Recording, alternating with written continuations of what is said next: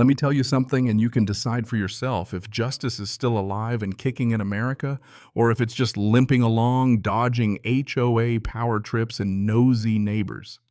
Ever had a perfect Saturday afternoon snatched right out from under you by someone who decided your open garage was her personal kingdom to inspect? Because that's exactly how my little slice of peace went to hell in a handbasket. Now, you might think I'm exaggerating, but stick around. This isn't just another neighbor feud story. This one comes with a twist, some real-life consequences, and a lesson that took me, a grown man, way too long to swallow. It started with the kind of quiet only a Saturday in suburbia can offer, the kind where you hear a lawnmower in the distance, some kids chasing each other down the street, and your own heartbeat slowing just enough to make you believe all's right with the world. For me, peace smells like gasoline sawdust and cold steel. The smells that drift out of my garage when I'm elbows deep fixing my dad's old '78 Ford F-150. That truck's mostly rust and nostalgia now, but when I'm working on it, I feel closer to him and to myself than anywhere else. We'd only been living in Maple Run about 6 months, me and Lena, my wife, and Buster, our dog.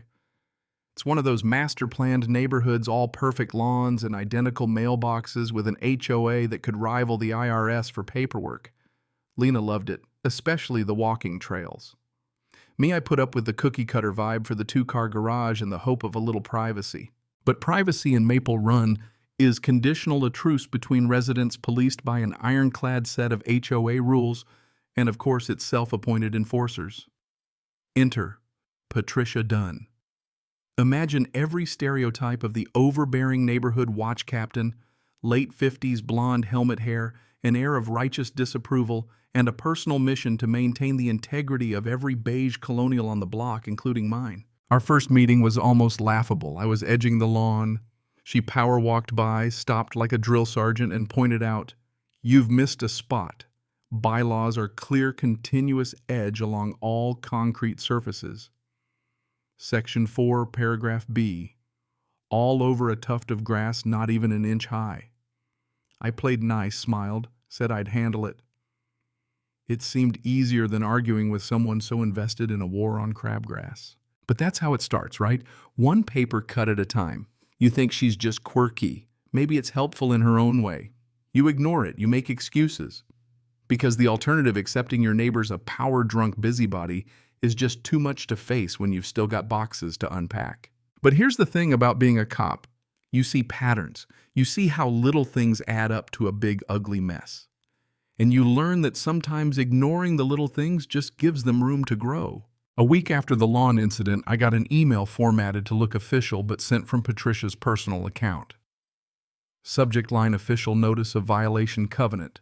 7.3, unapproved exterior fixtures. The crime: Lena had put a tiny frog-shaped rain gauge in the flower bed. Apparently this threatened the moral fabric of Maple Run. Patricia declared herself the judge, jury, and arbiter of taste. She cited chapter and verse, and I swear even used a fake letterhead. Lena was furious, rightly so. She can't just make up rules and harass people. But I'd read the real HOA docs before we bought.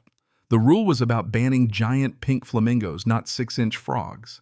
I kept calm, shifted into cop mode, and forwarded her violation to the real HOA management, asking them to clarify if it was official. Their reply came quick: no, it wasn't. Patricia had no authority to send warnings. They'd talk to her about it. It felt like a win, but I knew better. People like Patricia don't back down, they double down. Sure enough, the fake notices stopped, but the surveillance ramped up. Every time I mowed, she'd be outside weeding her garden for hours, always with a line of sight to our yard. If Lena watered plants, Patricia read books on her porch, the pages never turning her eyes, never straying from our house. It was psychological warfare by curtain twitching and passive-aggressive glances. One night, after a glass of wine on the back deck, I saw her standing in the neighbor's yard phone out taking pictures over our hedges. The neighbors were away. That was trespassing, plain and simple. I wanted to confront her, but Lena stopped me. "That's what she wants, Andre. Don't give her the satisfaction." So I didn't. I bought security cameras instead, one for every angle, including inside the garage. I didn't want to feel like a prisoner in my own house, but I knew escalation was coming. Patricia's campaign was slow poison, one that if left unchecked would eat away every ounce of peace I had. Then came the note. Bulk trash day. I had some shelves and junk at the curb, well within the city's guidelines, and every other house had a pile too. Patricia's response. A screeching all-caps note taped to my front door. This is not a dump. Your junk is an eyesore. Remove it in 24 hours or I'll report you. This is your final warning. Unmistakably her handwriting. The message was loud and clear, you don't belong here. I didn't crumple it. I filed it away along with the email and a photo of her spying. I wasn't building a police case, just a homeowner's record, hoping I'd never need it. But hope isn't a strategy, and that Saturday Patricia proved it. That morning, Lena was out. The garage door was wide open, sun streaming in, and the radio playing Old Soul while I worked on the truck. Lost in the moment, I needed a wrench from the basement. Left the garage open, interior door unlocked. Gone 2 minutes, maybe 3. Coming back, I get a security alert motion in the garage. I figure it's Buster. Then remember Lena took him. My stomach knots. I check the camera feed, and there she is. Patricia. Clipboard and pen in hand, snooping around my garage, running her hand along my dad's truck, making notes. I watched her, a trespasser in my sanctuary, and felt an eerie calm. The anger evaporated. This was it, the moment she overplayed her hand so spectacularly that even she couldn't explain it away. I crept up quietly, phone in hand, camera still recording, stepped into the garage, pressed the button, and the heavy door rolled shut, slow, loud, final. The light cut out, and it was just the two of us. Her face, all smugness and pretend authority, melted into panic. She tried to regain footing. What do you think you're doing? I let her flounder. Then, that's my line. What are you doing in my garage, Patricia? She sputtered about inspections and fire hazards, community standards, her familiar script. But I'd come prepared. Funny, I have an email from the actual HOA stating you have zero authority to do this. They said they'd talk to you. Guess that didn't stick. She tried the door was open. I was concerned defense but couldn't keep her story straight. I stayed calm, let her dig herself deeper. When she realized who I was, a cop, not just a new neighbor, her whole world cracked. Badge in plain sight, phone to my ear. I called the sheriff's office, gave the details. Suddenly Patricia was all pleading. Please let me go. It was a misunderstanding, but I'd had enough of the victim act. For months, she'd left notes, sent fake violations, spied and intimidated. I wasn't going to let it slide. When my colleague arrived, a young deputy named Cardenas, the whole neighborhood watched. Patricia, now a crumpled mess, tried to lie her way out. Cardenas listened, then asked if I wanted to press charges. I thought about letting it go. But what kind of lesson would that teach her? What would it say to my wife or the next family who moved in? So I pressed charges.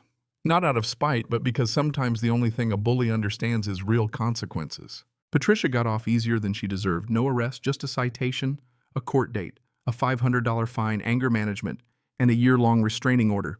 But socially, she was ruined. The HOA stripped her of her self-appointed power, issued a neighborhood email making it clear she had none to begin with, and folks started crossing the street to avoid her. 4 months later, a for sale sign went up. She was gone in a week. The neighborhood finally felt normal again. Peace returned, different now, maybe a little harder and more precious than before. Here's the thing, I never wanted to play cop at home. I wanted to be Andre, the guy fixing his truck, not Deputy Thorne with a file folder of evidence against his neighbor. But Patricia forced my hand. She didn't see me as a person, a homeowner, a husband. She saw someone who didn't fit, and she acted on it, hiding her prejudice behind rules and community standards. The bitter truth. The only reason this ended with justice is because I was the law. She couldn't bend.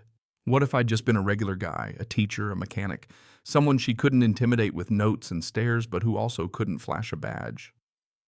Would the ending have been as satisfying or as safe? That's a question I'll never quite shake. In the end, I did what I had to. I protected my home, my wife, and maybe, just maybe, made it a little safer for the next outsider to move in. Peace isn't free. Sometimes you've got to fight for it even when the battleground is your own garage. So here's what I want to know. Where's the line between defending your turf and becoming what you hate? When does standing up for yourself cross over into escalation? And is justice something you have to enforce yourself when the system looks the other way? Drop your thoughts below. Ever tangled with a neighbor like Patricia? How did you handle it? Let's hear your stories, your lessons, and maybe, just maybe, how you found peace again too.